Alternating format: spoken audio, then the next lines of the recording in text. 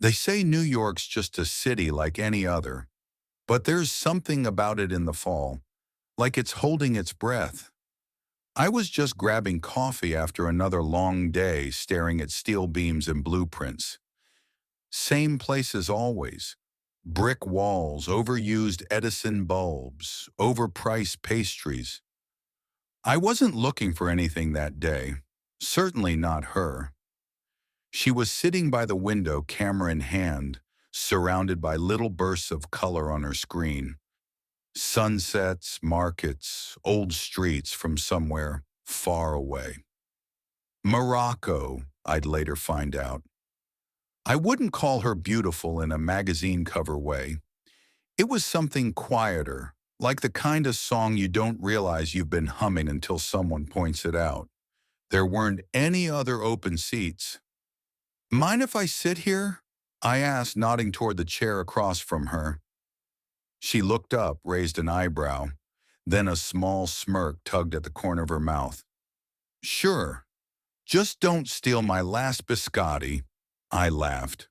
God, I don't remember the last time someone made me laugh like that without even trying. We sat there in silence for a minute. It wasn't awkward, more like we were both testing the weight of the moment. Then I saw her photos again. Those your? I asked. She nodded, almost like she didn't want to talk about them. But I couldn't help it.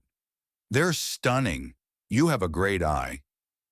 That made her look at me differently, like she wasn't sure if I was full of shit or not. Fair enough. Most people are. You a photographer too? She asked. Nope. I build bridges. That made her laugh, real, low, honest. I told her how I admired the way photography freezes time. She told me she liked the way I said that. I didn't want to leave, but she had somewhere to be, said something about an editor, and then, just like that, she stood up and pulled her scarf tighter around her neck. Thanks for not stealing my biscotti, she said with a half smile. Anytime. Maybe I'll steal your table next time too.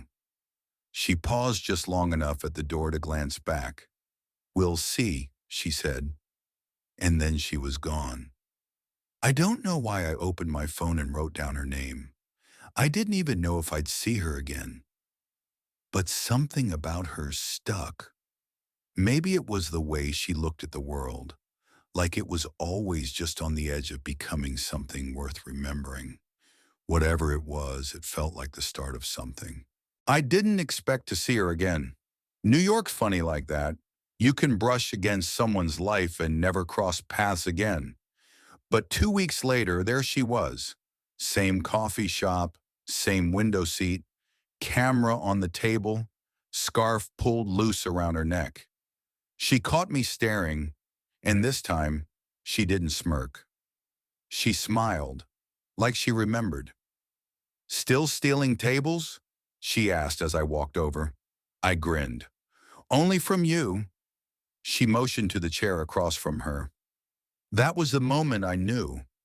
I wanted to know everything about this woman, not in the way you know someone's favorite color or what they do on weekends.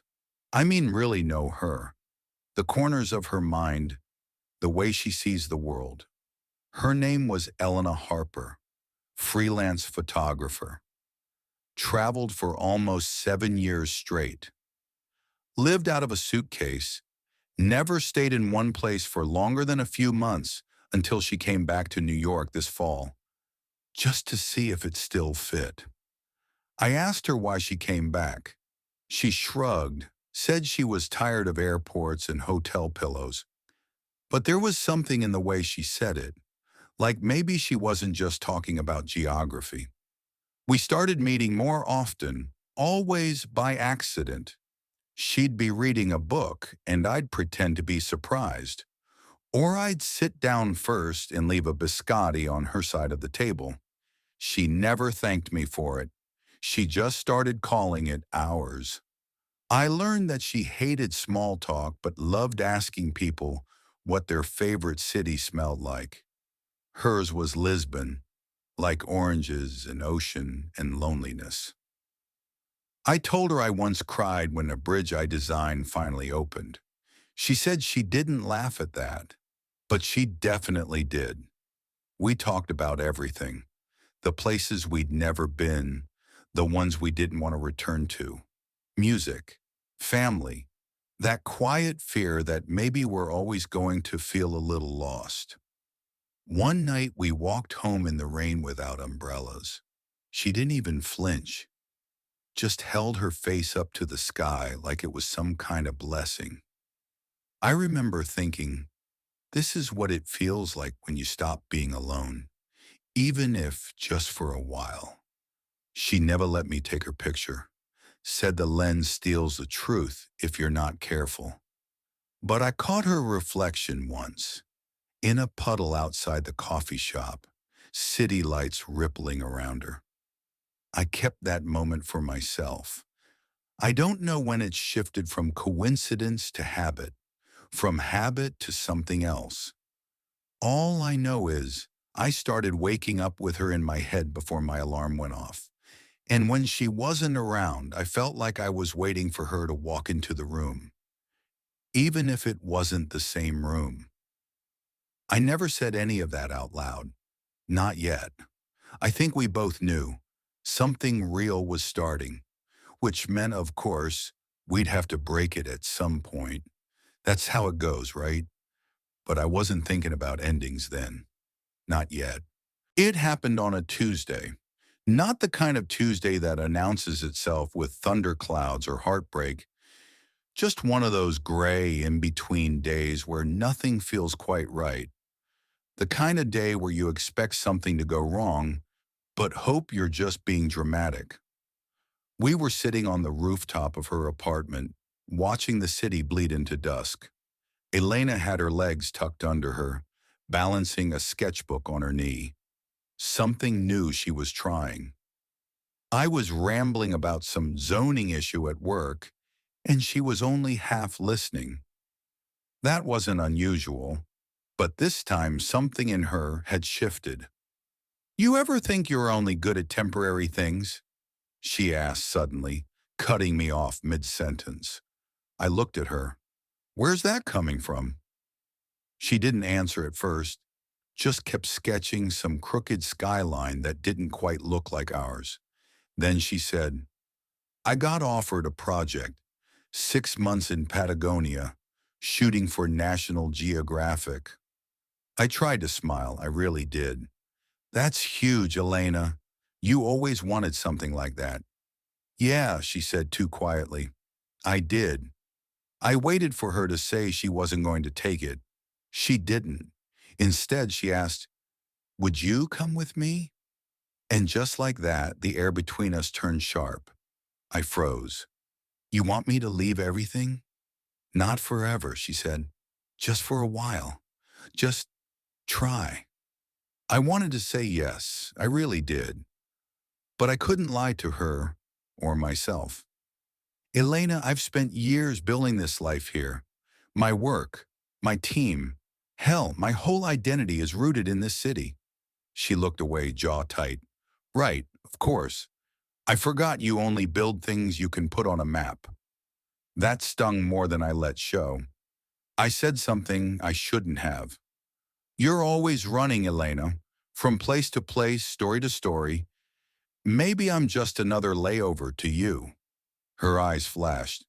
That's not fair, isn't it? We both went silent. The kind of silence that isn't peaceful. The kind that says, we both heard too much. A breeze rolled in, flipping her sketchbook open to a blank page. She didn't bother to catch it. After a long moment, she said, maybe we're not the same kind of people, Daniel. And God, I didn't stop her.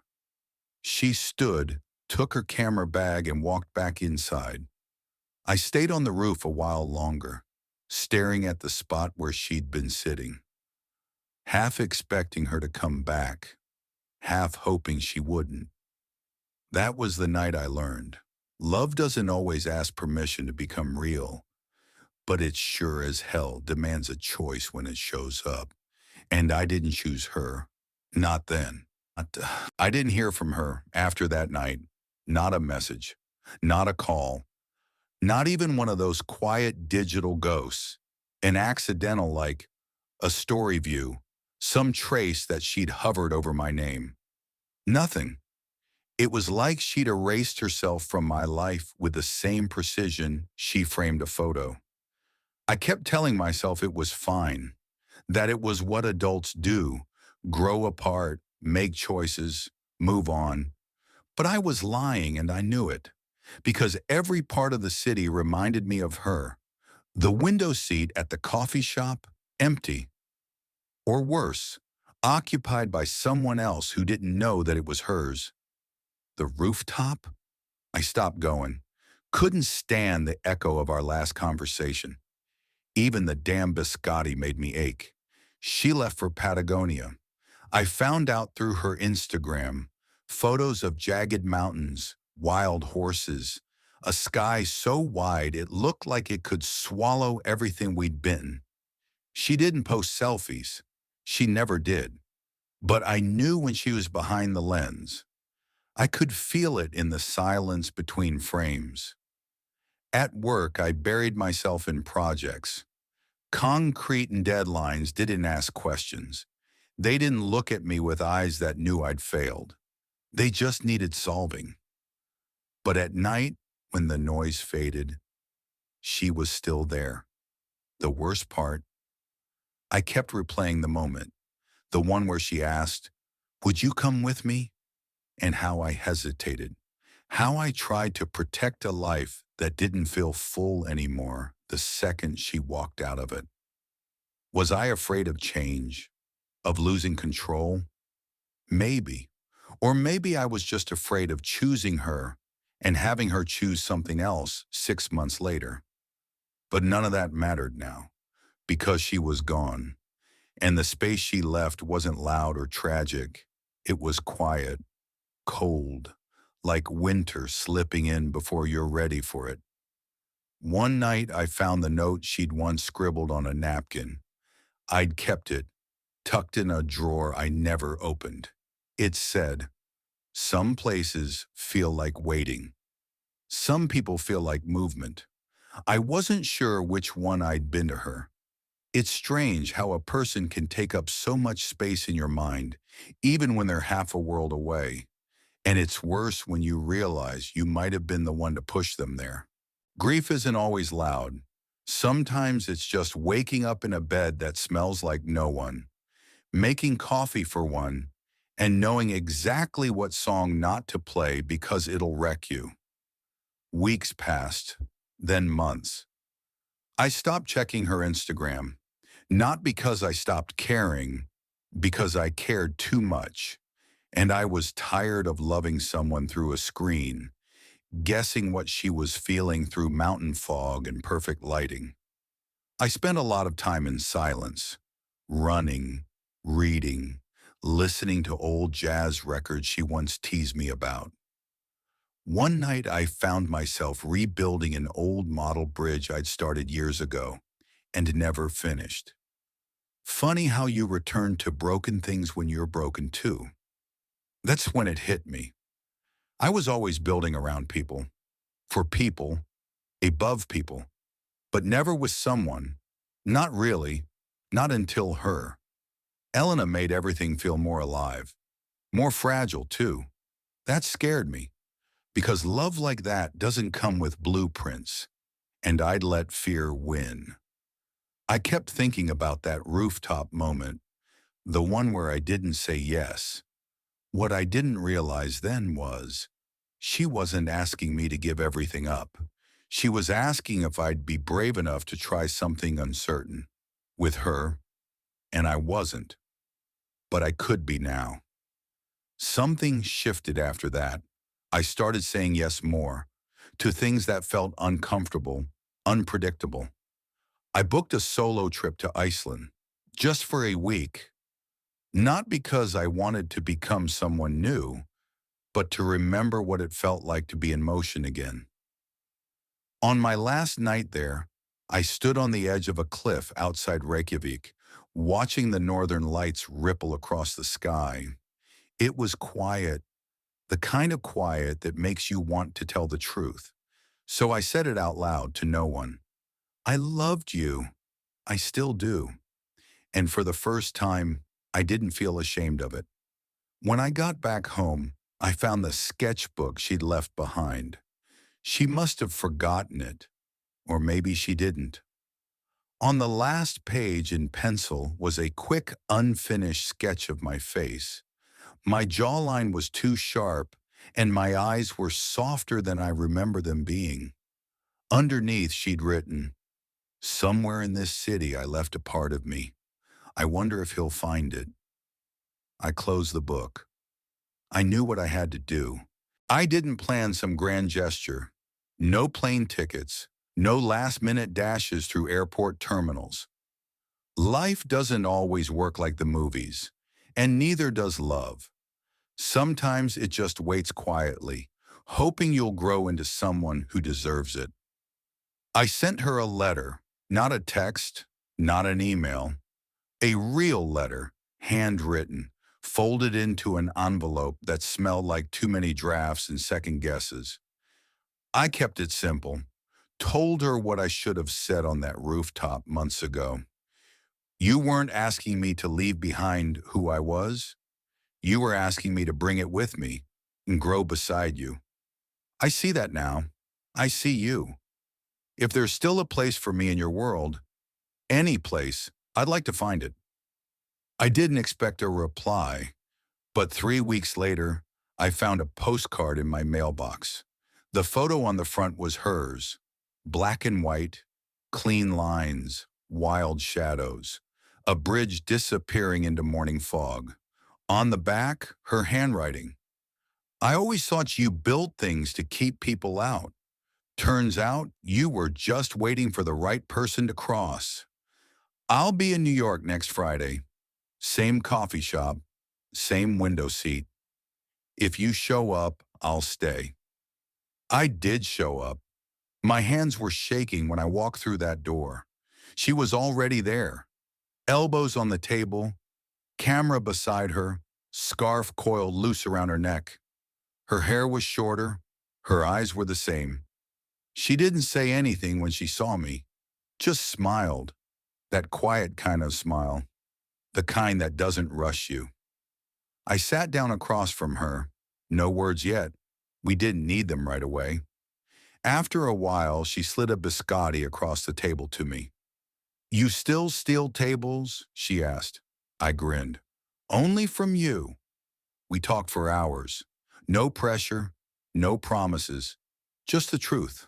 About fear, about timing, about how you can love someone the whole time and still mess it up, and how sometimes, if you're lucky, they'll give you a second chance to get it right. She didn't take the next job right away. I didn't ask her to stay, but we stayed, for now, in the same city, the same rhythm, building something small, something steady, no blueprints, just bricks and breath and belief. And you know what? That's enough, for now, and maybe forever. End.